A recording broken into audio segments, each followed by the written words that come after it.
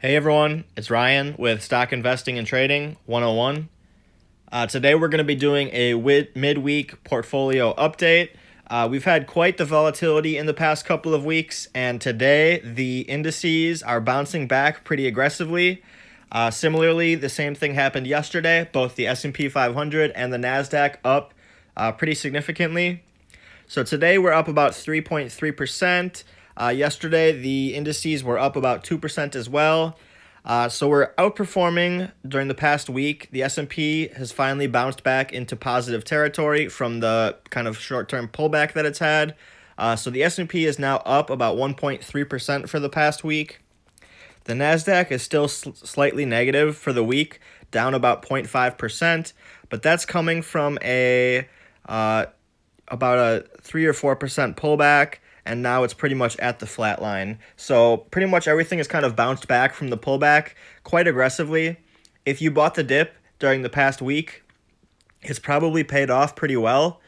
And that's pretty much how we were able to make these profits. Today we're up 3.3%. Yesterday we were up about 2 to 3%, and that has made us outperform significantly the major indexes. So today we're going to be looking at my portfolio. I have made some significant changes to the portfolio. I did some tax loss harvesting. So essentially I sold a lot of my positions that were just very underperformers. A lot of them had valuations that were just too high. A lot of them didn't have earnings. They were still losing money every quarter. And I just thought, those stocks are probably a little bit too risky. I'd rather just invest in high quality names, lock in those tax losses so it offsets some of my tax gains, and just get into something more productive with my money. That's exactly what we did. During the pullback, I told you guys in my last video I was looking for a buying opportunity in mega cap tech. And sure enough, it came right to me, the NASDAQ, including all of the stocks in the NASDAQ, the Adobe, Microsoft, Apple, Amazon. A lot of those stocks actually reached oversold territory or had different technical indicators pretty much telling me that they were at good buying opportunities. So I aggressively invested in the NASDAQ, Adobe, Microsoft, all of those good names, and it started to pay off already. I'm in the positive for almost every one of those positions. Today, with this rally that's starting, I started to trim back some of my positions because things definitely could have a down day soon, and I wouldn't be surprised at all after these two monster rally days, Monday and now Tuesday. I think another pullback sometime this week, another down day, maybe 1 to 3% could be on the table. So if that happens, I want to make sure that I have cash ready to kind of average a little bit lower into some of my positions, and just that I have the opportunity to buy whatever stocks that I'm looking at. So I trimmed back some of my positions off of these rallies. We're outperforming the major indexes quite significantly. And I'm also starting to invest in some of these indexes as kind of anchors to my portfolio, mainly the NASDAQ and the S&P 500, which you'll see right here. So I'm looking to actually grow these positions. So if there is a pullback, these are probably one of the first things that I'm going to add to. The reason for that is because I'm sure most of you have heard outperforming the S&P 500 consistently is quite difficult. And I've been able to do it over the past, years, multiple years. I've been outperforming.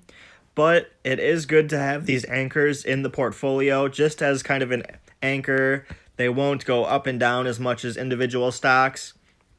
I can put, maybe half of my money into the indexes and the other half into individual stocks.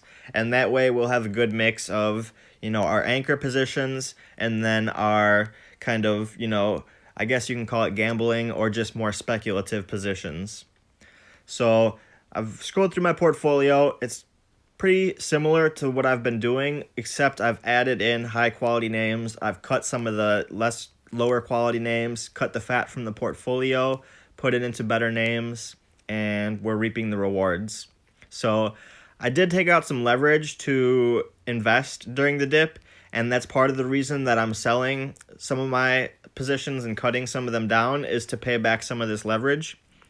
For my option positions, I actually bought 100 shares of SoFi, and I sold a covered call on it. I think SoFi, it was below $15 for a very short period of time.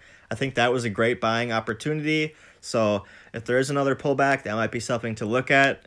But I just wanted to give you guys kind of an update, portfolio update, market recap, because last week things were looking pretty turbulent. We had lots of volatility. Our portfolio wasn't performing the best.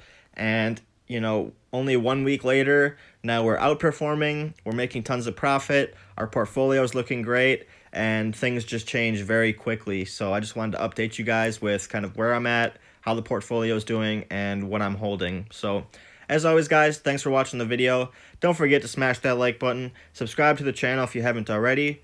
Drop a comment below. Let me know how you're navigating this market, what you're buying, what you're selling, how you're performing. As always, guys, thanks for watching. Don't forget, subscribe to the channel if you haven't already, and we'll talk to you guys soon. Thanks for watching.